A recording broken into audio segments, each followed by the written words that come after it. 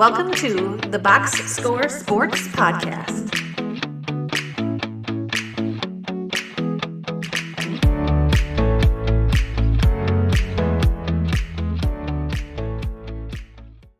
Welcome back, everybody, to the Box Score Sports Podcast. I'm your host, Ryan. On this YouTube clip, what we're going to do is we're just going to talk about the Pistons. So we made a trade for Isaiah Joe. We'll talk a little bit about that, what that means for Duncan Robinson, what I would do with Duncan Robinson. We'll talk about the tension between the Pistons and Jalen Duren and why there might be tension and my concerns about it. And then we'll talk about the other rumor, which is the Jaylen Brown rumor, and just a little bit of tease. It'd be cool to have him, but I don't know if he's going to be the price you have to pay for him. I don't know if it's going to be what the Pistons want to do or even what I would want to do. And we'll talk a little bit about that in a little bit. But before I get into it, let me know in the comments down below what you think of all the Pistons moves, potential moves. How would you feel about Jaylen Brown on this team, etc., etc. Don't forget to like and subscribe to the channel. Okay, let's first talk about Isaiah Joe coming to the Pistons for 2 second-round picks.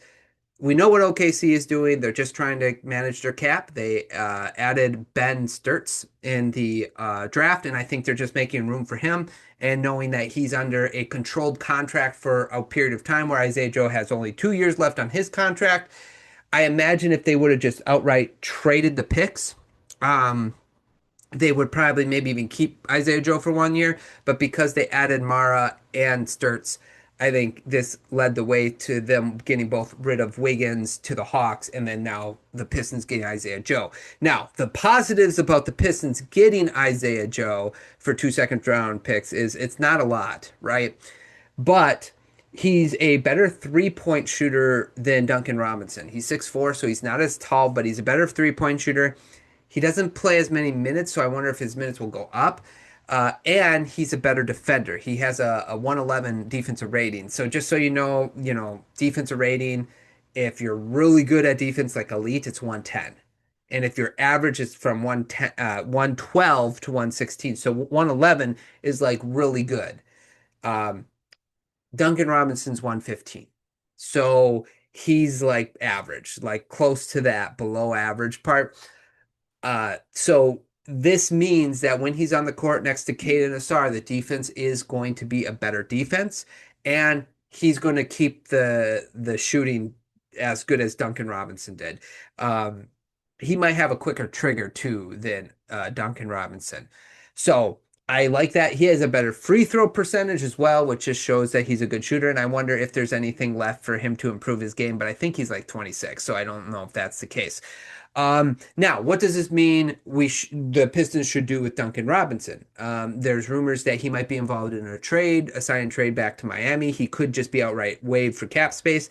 And if I were the Pistons, I would keep Duncan Robinson. I would look to move LeVert and keep Robinson. I would put the second team in the hands of Jenkins, who proved that he can kind of do it, and a Corey, who they just drafted. And I'd keep Duncan Robinson as like the secondary shooter. Number one, you can't have enough shooting on your team, okay? There might be times where you need to have an all-out shooting lineup around Cade. And if you can have Isaiah Joe, Duncan Robinson, and Paul Reed, let's say, instead of Duren on the court at that time, you're really going to space the floor out for Cade and whoever you have at number 4. Let's just say Tobias Harris. That's going to be a spaced out floor for Cade Cunningham. Also, if Isaiah Joe would get injured for a little bit and or if he gets into foul trouble, it's good to have Duncan Robinson in there as a break just in case moment, like as far as he's our second unit guy, but he can also start type player. So I would keep Duncan Robinson. I wouldn't waive him. I wouldn't trade him. I know there's some rumor about them going after Norman Powell. I would rather just keep Duncan Robinson. And I'm a big Norman Powell fan. I like him. I watched him in the Clippers for many years when I was rooting for the Clippers when they had Kawhi and Paul George. He's a really good player. I think he would be a good Piston too because he attacks the basket really well. But he is a black hole. And I think you'd rather have Duncan Robinson because of his size and his already familiarity with the team versus Norman Powell. Okay, so that's the Isaiah Joe news. Again, just let me know how you feel about Isaiah Joe being a Piston. and what you think he can mean for this team moving forward. Now, let's talk about the Jalen Duren thing. So, right now, the reports are that they're far apart, that Jalen Duren is going to look for the contract he wants elsewhere.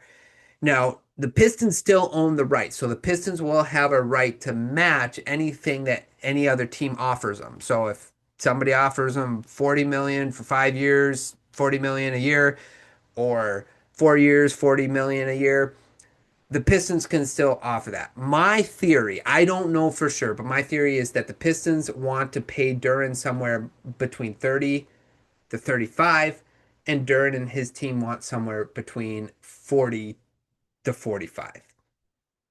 That's my thought. Now, Duren did have a great year, and so it's hard to argue. I didn't know this. I don't know if you guys know this, and this is just my brain going off. It's just like Duren never had a season where he averaged more than 30 minutes a game. I thought that was pretty interesting. But anyway, he's 22. I think he'll get better. I think he can develop a mid-range jumper. He has the touch. He shows it at the free throw line. He shoots about 80%. And when you go and go pregame and watch him practice, he will shoot like 15 to 18 footers and make them. And I think that's a next level to his game.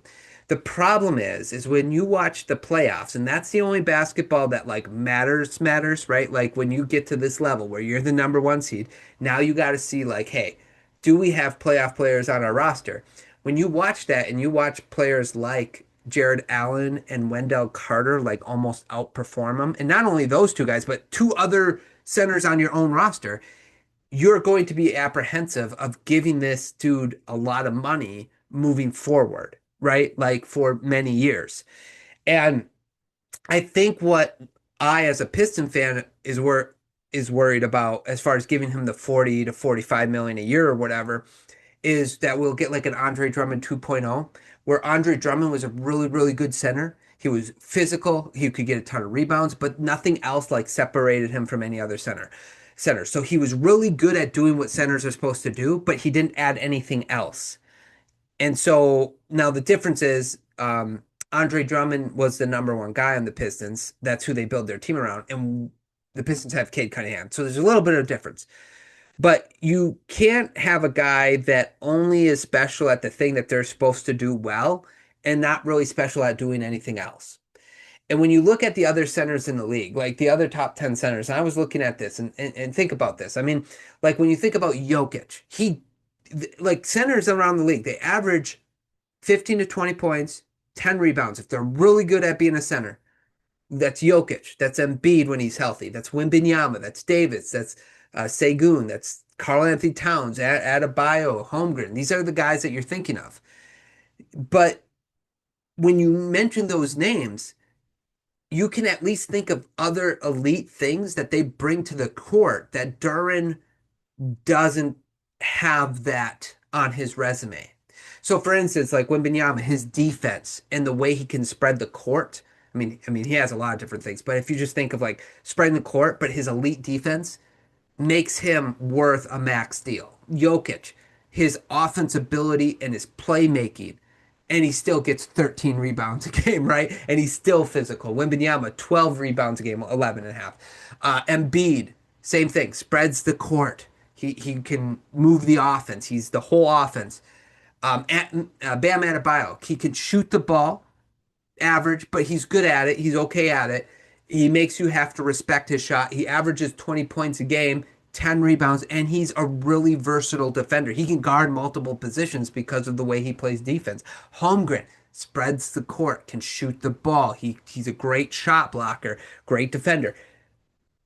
When you look at those guys, Karl Anthony Towns shoots the lights out of the ball, and he averages 20 points again, 10 rebounds. And we saw in the playoffs how he has the vision to be like a secondary playmaker for the Knicks.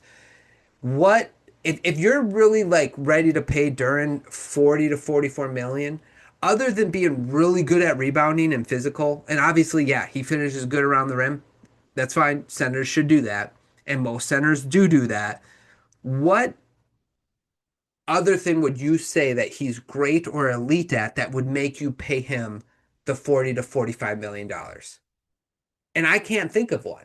So I understand the complexity of this negotiation between the Pistons and Duren because Duren's like, hey, I was an all NBA third team this year. He was all-star player. I deserve this. But if you're the Pistons, you're like, yeah, you did really great at what centers are supposed to be great at. But we're paying you like you're a center that is great at being a center, but also adds something other great and elite to your game, like these other guys. And he doesn't have that. Not that he can't develop it. He's only 22. And I think there's something there, especially if you got a consistent mid-range shot. I think any floor spacing he adds is going to add to his game and his ability to get to the basket for a big man. So I just think that's the struggle. And I'll be honest with you guys, as a Piston fan, me and my friend Clint co-host the podcast when we do the podcast together. We talked about it. I said, I would rather. I'm nervous about this because I love Duren, but if as it sits right now, if the Milwaukee Bucks were like, we'll give you Tyler Hero and Miles Turner, if you give us a future first, Karis LeVert, and a sign and trade of Duren, or even if it's just straight up sign and trade Duren and Karis LeVert or whatever, I would almost be willing to pay Miles Turner 29 million a year versus paying Duren 45 million a year. You understand? It's kind of a math game. And you sometimes we can think like 10 million is not a lot. It is because that's Isaiah Joe. Isaiah's 11 million a year. So if we have the extra 10 million to play with, that can be the next Isaiah Joe that you add to the team or whoever. And again, when you see that he's being outplayed by Wendell Carter and Jared Allen in the biggest moments of the season, it makes you wonder if like, okay, is he a $45 million guy or is he more of a $30 million guy? That's where I'm at right now.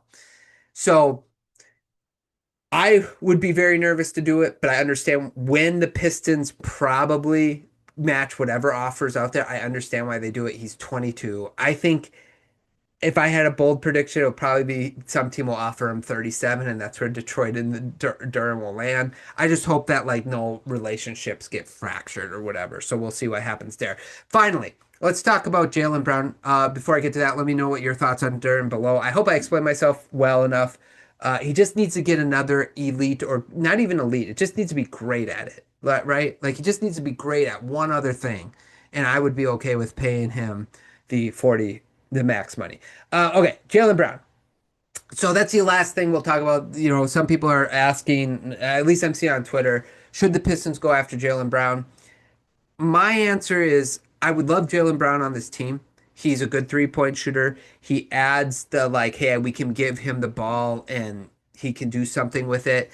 Uh, I just fear that this is Cade's team, and if he doesn't like the fact that Tatum has his team, and he can't yield to Tatum, I don't know if he'll yield to Cade. So I'm not like I think it might cause chemistry issues.